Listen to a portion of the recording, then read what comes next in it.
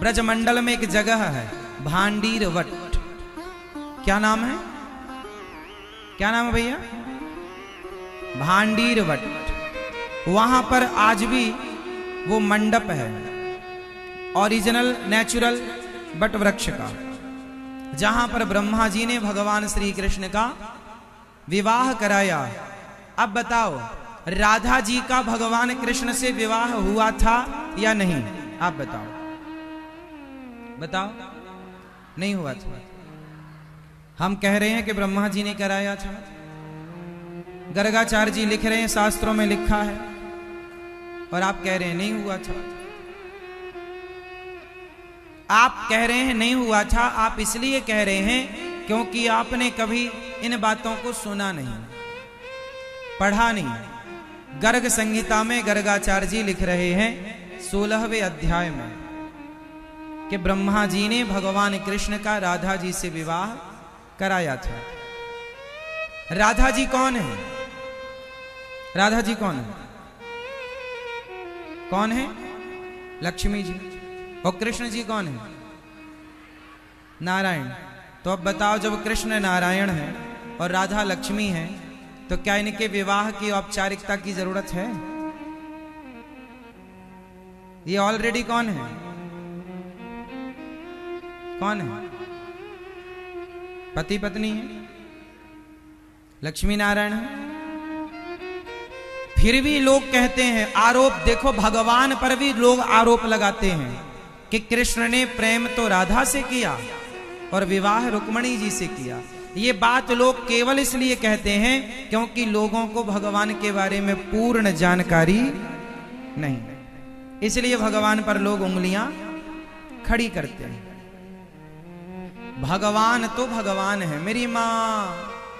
भगवान की जो राधा रानी है वह राधा लक्ष्मी ही है, महालक्ष्मी ही है, अंतर नहीं है। फिर आप सवाल करो कि रुक्मणी जी कौन है, तो रुक्मणी जी भी लक्ष्मी है। फिर आप सवाल करो कि सत्यभामा जी कौन है, सत्यभामा जी भी लक्ष्मी है। फिर आप कहो कि इतनी सारी लक्ष्मी, हां, लक्ष्मी अनेक रूपों में होती है। आपके घर में कितने रूप में लक्ष्मी रहती है? आप बताओ, आपके घर में कितने रूपों में लक्ष्मी रहती हैं? आप बताओ। हाँ, किस रूप में? आप बताओ भैया, आपके घर में कितने रूप में लक्ष्मी रहती हैं? कितने रूप में? हमारे घर में लक्ष्मी रहती है, पहली लक्ष्मी है मां। आपकी मां कौन है? लक्ष्मी है। आपकी लक्ष्मी पहली आपकी मां है। दूसरी लक्ष्मी आपकी बहन है। बोलो हां। तीसरी लक्ष्मी आपकी पत्नी है। जब घर में आती है तो लोग क्या कहते हैं? तो एक लक्ष्मी मां के रूप में विराजी है, एक लक्ष्मी बहन के रूप में विराजी है, एक लक्ष्मी पत्नी के रूप में है, और एक लक्ष्मी बेटी होगी तो मेरे घर लक्ष्मी आई है। तो एक लक्ष्मी बेटी के रूप में विराजी है और एक लक्ष्मी धन के रूप में आपके यहां विराजी है। एक लक्ष्मी प्रतिष्ठा के रूप में आपके घर विराजी है।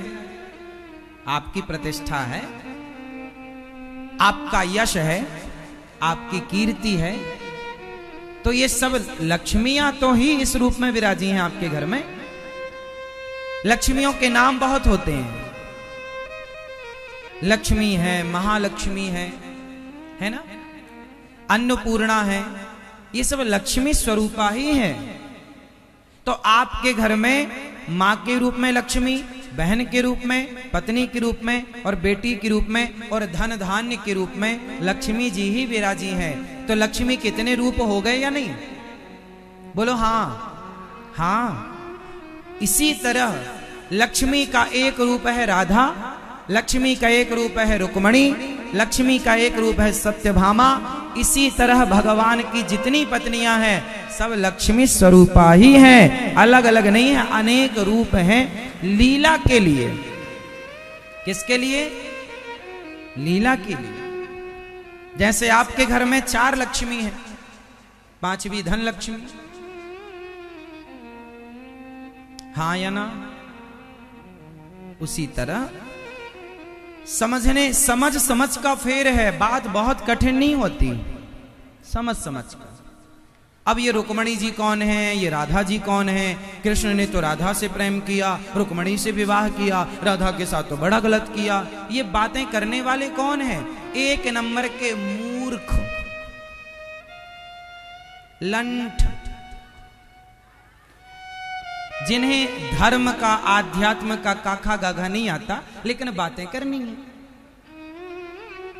हाँ या ना?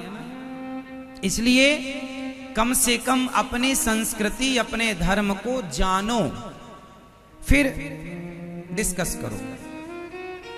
नहीं जानोगे तो आप गलत डिस्कस करेंगे, गलत बातें करेंगे, आप भगवान पर संदेह करेंगे, भगवान पर उंगलियां उठाएंगे। इसलिए जानो। तो भगवान श्री कृष्ण का राधा जी से विवाह हुआ था या नहीं? किसने कराया? कहां पर हुआ था?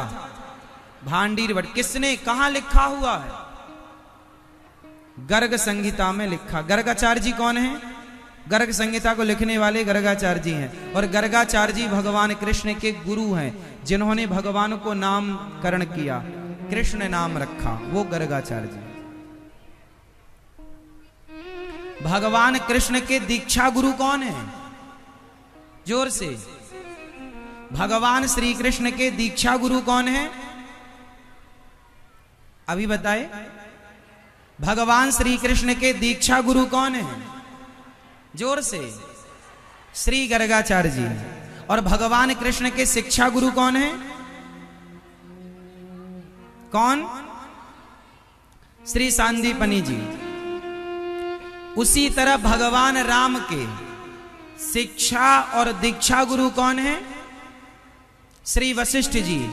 परंतु भगवान श्री राम के दीक्षा और शिक्षा गुरु तो श्री वशिष्ठ जी, परंतु भगवान राम के धनुर्विद्या के जो गुरु हैं वो कौन है?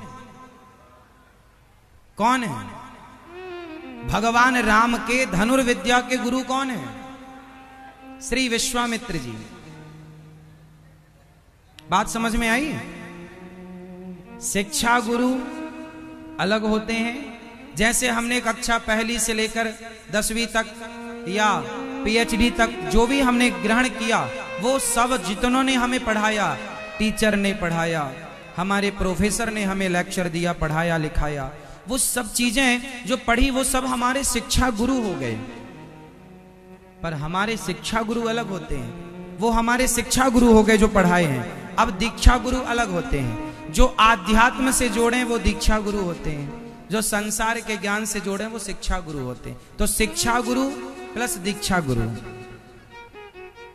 ये हो। इसलिए शिक्षा दीक्षा दोनों मेंटेन करके रखना चाहिए। तो भगवान श्री कृष्ण ब्रह्मा जी को क्षमा तब किए जब राधा जी से विवाह संपन्न हुआ।